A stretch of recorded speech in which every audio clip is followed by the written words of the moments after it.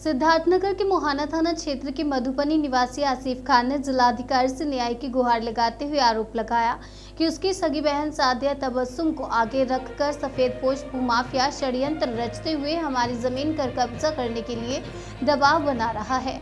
साथ ही साथ आए दिन धमकी भी दे रहा है। सफेदपोश भूमाफिया मेरी बहन के साथ मिलकर मेरी पूरी जमीन पर कब्जा करना चाह रहा है। मेरी बहन शाजिया जालसाज किस्म की लड़की है। आसिफ ने बताया, मैं दिल्ली में रहता हूँ। मेरी बहन साजिया मेरी मां को भी मारना चाहती है। बहन साजिया मां को धीरे धीरे इंजेक्शन देकर हालत बेहद ही खराब कर दी है। इससे पहले भी बहन साजिया ने उनके पिता के देहांत होने के बाद मेरी मां को मिलने वाली पीएफ और ग्रेच्युटी का सारा पैसा निकाल लिया। मेरी मां का मानसिक और शारीरिक स्थिति बेहद खराब है और मेरी जिंदा मां को घर के पीछे सागवान के बगीचे में दफनाने के लिए कब्र भी बना दी है। सफेदपोश आए दिन घर खाली करने की धमकी दे रहे हैं। अब देखने वाली बात होगी कि पीड़ित परिवार को न्याय मिलता है कि नहीं।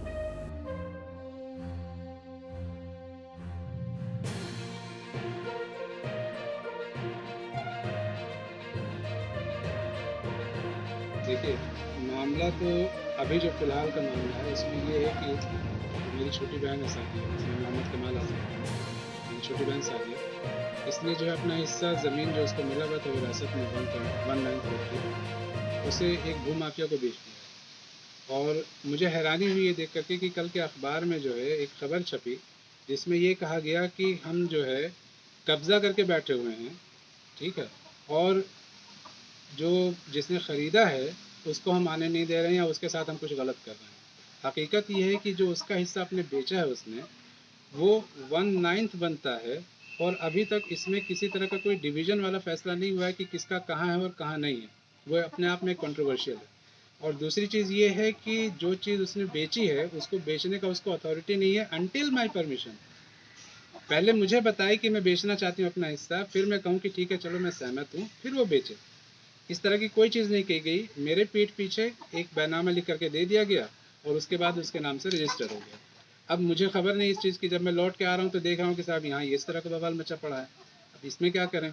और उस पर से ये न्यूज़ कि साहब ये तो हमें कब्ज़ा नहीं दे रहे हैं, हमारी ज़मीन पे कब्ज़ा करके बैठे हैं। हम अपनी ज़मीन पे बैठे हैं, आपकी ज़मीन यहाँ है, पता चले कहाँ है, किधर है, कितना है, तब तो हम कहें कि हाँ ठीक है चलो ये आपका है। इस तरह की कोई चीज़ नहीं। ये कहा जा रहा है ये कब्र का क्या मामला है? कब्र जो पहले से कब्र बना जो हुआ है वो जब मेरी माँ के मरने की अफवाहें 3 बार फैलाई गई उस दौरान खोदा हुआ गड्ढा है। और उसी दौरान जो है ये 3 बार लोगों को गांव से आए हैं मिलने के लिए कि अच्छा ठीक है अब दम निकला कि तब दम निकला। उसी बीच ये कब्र खोदी गई थी और बाद में बारिश वगैरह होती रही तो मिट्टी जो निकाल के बाहर रखी तो वो उसमें वापस बह करके चली गई। क्या अभी वो जिंदा है? माँ जिंदा है हमारी बिल्कुल। और जो उनकी कंडीशन है, जो उसने दवाई खिलाई थी उनको, उसकी वजह से उनका नर्वस सिस्टम पूरा ब्रेक डाउन हो चुका है। तो नर्वस सिस्टम डॉक्टर्स ने जब चेक किया, न्यूरोसर्जन्स ने, तो उन्होंने कहा कि साहब आप बहुत लेट कर चुके हैं इनको लेकर के आने के लिए, अब इनका मामला रिवर्स नहीं हो सकता। शिकायत आपने इसका कहीं की? शिकायत बिल्कुल कर रखी थी और इनफैक्ट ह्यूमन राइट्स कमीशन की तरफ से भी एक बार आया था कि आप इनके खिलाफ एप्रोप्रिएट एक्शन लीजिए। लेकिन चूंकि मैं बाहर रहता हूँ तो परस्यू करने का उस तरह से मौका नहीं मिल पाया। लेकिन अब जब इतना मामला सीरियस होता जा रहा है तो फिर उसको भी देखेंगे, इंशाल्लाह करेंगे कुछ। चाहते क्या हैं? सर चाहते ये हैं कि जो गलत बयानी करके, झूठ बोल करके हमारे ऊपर इल्ज़ाम लगाया जा रहा है। अभी कल के अखबार में निकला था कि साहब यहाँ धार्मिक उन्माद और हिंदू विरोधी और देश विरोधी कार्रवाइयाँ की जाती हैं। मतलब ये कोई फैक्ट नहीं है इसमें, ना कोई एविडेंस है, ना और इस तरह की कोई चीज़ है। लेकिन इस तरह की चीज़ हमारे बारे में कही जाती है। कितने रिश्तेदारों के फ़ोन आ गए कि साहब ये आपके बारे में हम क्या सुन रहे हैं। सोसाइटी में अगर हम कहीं निकले तो हमारे ऊपर तो यही सवाल होगा कि साहब ये धार्मिक उन्माद करते हैं, ये एंटी नेशनल एक्टिविटीज़ करते हैं।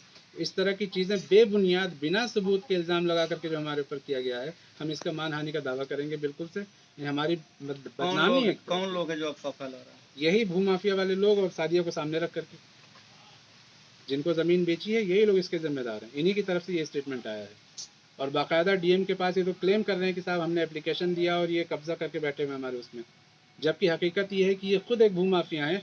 इस इलाके में इन्होंने तकरीबन 3-4 ज़मीनें कब्ज़ा की हैं, कम से कम 2 तो अभी इन्होंने ख़रीद रखी हैं जिस पे कब्ज़ा करने की कोशिश कर रहे हैं।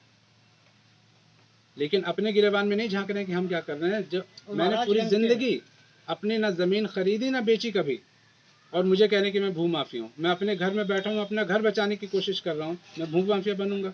अरे नौकरी कर रहा हूँ मैं, वही मेरे लिए बहुत है। मुझे क्या ज़रूरत पड़ी है किसी चीज़ में कब्जा करने की? एक पुश्तैनी घर है, ख़त्म बात।